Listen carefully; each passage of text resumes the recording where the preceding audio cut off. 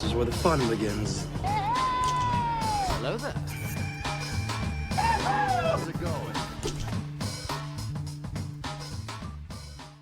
Hey everyone, Hybrid Toy Reviews here, and today we're taking a look at the brand new Star Wars The Black Series Ahsoka Tano in her Peridea appearance, or Ahsoka the White. It is a long time awaited figure, and I'm super happy that Hasbro has been able to knock it out in what appears to be a fairly accurate and fairly timely manner. It's only about a year after the show, but for an outfit that was surely not revealed to them ahead of time, it is just really cool to have a figure of it finally, and fingers crossed that one of our next drops is Ezra Bridger, because come on, it's time. Give me Space Jeebus. But honestly, this is just a really, really cool looking figure, and I'm really liking the translation to the new packaging. Speaking of that new packaging, let's go ahead and take a look at that and get into the review. Here's Ahsoka in the box. As always, we're going to start by taking a look at said box. Now, this is our new standard Black Series packaging. Squared off, no more tapered angle, with your Black Series logo up above a big window showing Ahsoka and her accessories off nicely.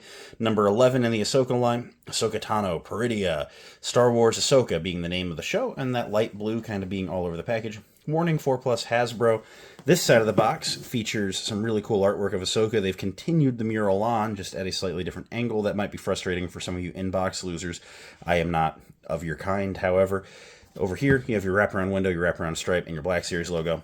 Around back, you have a zoom in of that art, her name again, a bio in varying languages. Pause and read whichever language best applies to you. It's nice now that the show's out, you actually start getting real bios instead of Star Wars Ahsoka follows the adventures of Ahsoka Tano during the Mandalorian era. Because, you know, they like to give you generics instead of just saying stuff like Ahsoka is the former Padawan of Anakin. You know, it can't be character specific, it has to be show specific. Number 11 in the Star Wars Ahsoka lineup. A bunch of legal stuff, Disney, Hasbro. Barcode legal stuff, hanger tab up top, no window up top. That's never been in this packaging style. Again, because people that keep them in the box are losers. Let's open our toys and play with them. Here's Ahsoka out of the box, and as always, we're going to start by taking a look at her accessories. So, she comes with her 2 lightsabers, which I feel is perfectly adequate for what you may be wanting here. They have very nice milky white blades on them, and a lot of paint going on the hilt here. It's in a very nice base silver with some dark gunmetal gray to fill in some of the vents, and a little hint of gold around the emitter, which is prop accurate, to bring in the lightsabers from the original Mando release. They have a lot of the same paint punch-ins, but not as much of the gold around the emitters, although it is sculpted in. Otherwise, I do believe these to be straight reuses, and they even use the same tone of white for the blades, which I feel is very nice. Setting the main hilt down, bringing up the Shoto. This is also very nicely painted with a base silver and just a touch of... No, this one doesn't have the gold on the emitters. It's just the base silver with the gunmetal on the diamonds, which is still probably is accurate. Same story bringing in the Shoto. These are exactly the same. So, not really any good way there. So, I was about to say the figure is no reuse, but I suppose the weapons could easily be called reuse.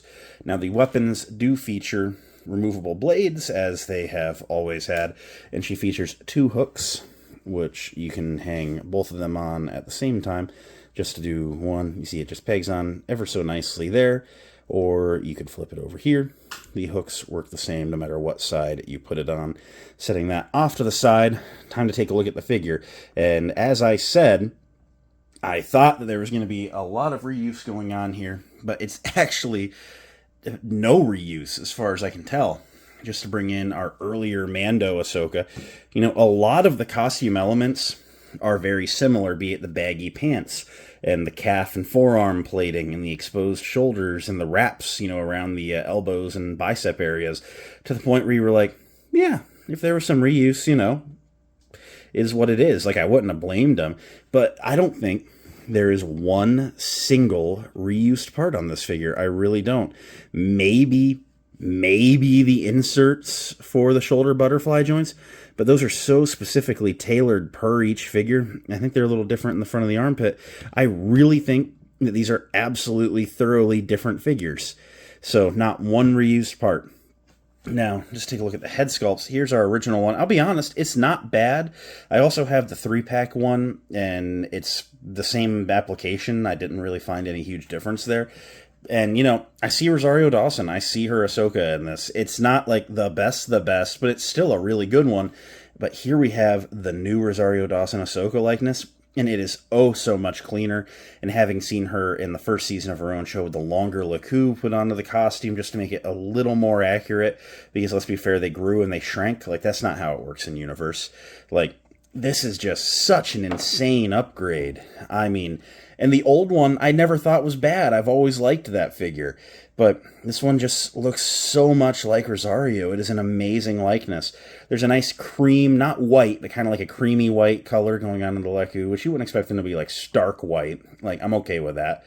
Looks like a natural white. And then there's the dark blue, like it's very much a navy or like a... yeah, I guess navy's the right choice for the coloring of the stripes. We've got a little bit of raggedy waviness to them, looking really good. And of course, you have the middle one sculpted halfway down her back. This is show accurate.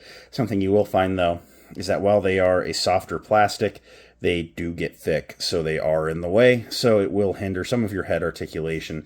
It is just the character design. There's nothing Hasbro can do about that, and ultimately, when it comes time for articulation, I'm not going to nitpick it too hard. She has her exposed shoulders going on, as we talked about. There's a very nice orange skin tone here. It's not super bright. It's not super dark. I feel it's fairly accurate to what we see on the source material. And she has the new Ahsoka, the white, even though there's not a lot of white going on, but a lot of light gray, which compared to this, that's a good improvement. She's, she had her chance to, spoilers, but she had her chance to speak to Anakin and realize that there's nothing she could have done and that she's not going to become Vader because she happened to be taught by the guy who became Vader. And, honestly, what a great lesson in the show, don't let the failures of those around you, dictate your future. Like, there's lessons in Star Wars. It's not just ships and swords. But I really love how this figure has come out. Very, very nice sculpting. Nice little wrapping going on. It's very Jedi-y, even though it's not like any Jedi robes we've seen before. She still retains the diamond, wraps, but they're around the back of the bicep instead of the side of the bicep. So it's nice. That's been a design motif of her character ever since Season 3 of the Clone Wars, and I'm just glad that the diamonds, haven't disappeared. So, very nice look. It's very much like a samurai sword wrap, and I've always liked that. So she has some really cool armor going on here, where it kind of looks like plate steel, that's kind of been cut into strips and folded around and then tied over what looks like leather straps. Looks really, really cool. And again, this is something where I was like, man, it wouldn't have shocked me if they'd have repainted this. They repainted, the Rebels Ahsoka to make Clone Wars Ahsoka, so nothing will shock me anymore of Hasbro. But, at the end of the day, if they had, I would have been like, that's wrong, but it looks the part. But it's a complete and total resculpt. They've redone the baggy pants. I figured we'd get the same thighs. Nope. Total resculpt here. It's kind of modernized it a little bit. They have a very nice texture going on in there. Kind of makes it look like a canvasy weave, sort of.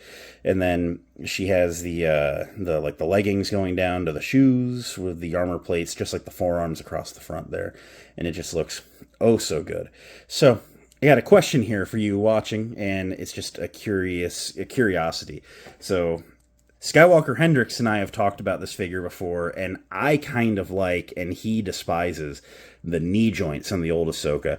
I kind of like how you bend the knee, and maybe from the side it looks a little rough, but from the front, you don't really see the joint until you get, underneath of it.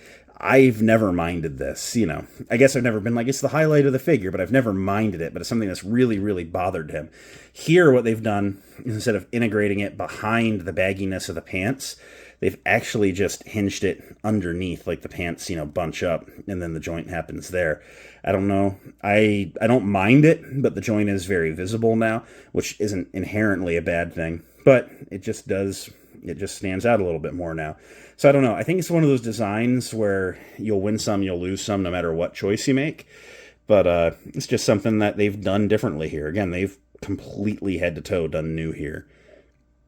To give you a little bit of rundown on the articulation, because we do that here, we don't just show you the figure, not the stuff that you've come here for. She features your standard Black Series articulation for the modern era. She features a double ball neck. However, again, with these Laku going on, that is all the further back you'll get her looking. It's just how the character design is. It's not on Hasbro. She can look if you spread them a little bit, just to like out by the shoulders, oh, there goes the old Ahsoka falling over. So you can look that far down, and of course get some side to side, and a little bit of pivot in there for some attitude. So Ahsoka's always had plenty of that. Her arms come up to a T-pose, where there is that really good butterfly joint, goes that far forward, and that far back. It's not as deep as the old one, but I do like how it hides in that seam. 360-degree rotation at the shoulders, of course, with single-jointed elbows that go a little past 90 and swivel. 360 on both wrists. And both of them hinge up and down. And while I don't mind that, I actually prefer that on lightsaber characters. The range isn't insane. And I guess I also want to ask, where are the ball-jointed wrists? Was that like an experiment or something? We got like 4 figures with them, and we haven't seen it in like a year. So, I don't know. I mean, it was... I like the vertical hinge, but since they don't go super far here, I almost think I'd have liked the ball-jointed wrists more just to have the ultimate dynamic posing. But again, saber characters, so vertical, over horizontal all day long. She features a mid-torso ball joint, allows her to crunch that far forward, which is really good. That far back, get all the side-to-side 360 degrees that you want, and then there's a good bit of side-to-side pivot at the waist, which is excellent. And then, of course, you can do diagonal in any direction. So 360-degree omnidirectional. You have hip joints that can go straight forward. They can go a little bit back. That's better than a lot, actually. A lot of them just go straight down or forward. There's no longer the upper thigh cut. However, it can pivot a little bit on the ball joint, and the upper thigh cut's redundant because the knee, which can bend to 90 degrees, swivels, so you kind of get your same articulation at the knee. If you have a swivel at the knee, the thigh cut doesn't really get used as much, and I never liked using it too much to begin with, especially on sculpts like this where they're all fabric-y, where you would like break up, the way the fabric's hanging because you're rotating it. So I think in this application I kind of prefer this. And then the feet can point straight down, which is excellent. They can go, if you force them, they can go that far forward, which is okay. And then you can get a crazy amount of pivot going on there, allowing you to stand her in pretty wide stances with both feet flat on the ground. So you can get her in some pretty dynamic poses, which we love to see. To do some size comparisons, here I'm going to bring in Sabine Wren as she appeared in the Ahsoka series. Here I'm going to bring in the old Ahsoka, just to show you that they are rocking right at the same height, which is accurate. If I can get her to stand up, there we go. So now you see they're at the same height. I am going to move her aside. Here is General Hera Syndulla as she appears in the Ahsoka series. Great figure and great portrayal by Mary Elizabeth Winstead. I love this. Stand up. There we go. Here is a new body Imperial Stormtrooper, because that's just a good judgment. And then here is the old Grand Admiral Thrawn, because I haven't opened the new one yet. So, as you see, the 6-inch standard height male figures stand a little bit taller, which I feel is accurate. They're not quite 6-foot tall ladies, and that works for me. So, without further ado, let's get into the wrap-up. I'd like to order a moment of silence for my rotating display stand, which as I was bringing over here to use for my final shot, I dropped, and it is irreparable. So, rest in peace, sweet stand. It's like the third one we've gone through on the channel. But no more spinning shots, at least until I get a new one in, which will be after a couple of reviews. So the next couple are going to be boring at the end. I apologize. What do I think about Ahsoka the White? This is an excellent figure. I'm really satisfied with the articulation. It's everything I could have asked for in Ahsoka the White. And honestly, the old Ahsoka is a figure that I have thought very highly of for a number of years, and somehow it has knocked it off the list for me. This, for me personally, is probably a top 10 figure of the year contender. We've had a good year. There's been a lot of really good sculpts this year, but this is just really good. It's scratching an itch that I've had for about a year now, and it's done it phenomenally. So, all in all, I'm extremely satisfied with this figure. I think that you will be too if you decide to pick it up. It's just a really, really good addition to the collection, one that I'm overall very satisfied with, and I think you'll be too. She will be easy to get because she comes packed 2 per case. She's the only one in this case that comes packed 2 per case. So that is good. She will be readily available, and I hope you pick one up. However, there's a bad habit going on with Hasbro lately where they have been not including cloaks and then making store-exclusive figures with cloaks later. I know that it bothers Out of the Basement to pieces. I understand it.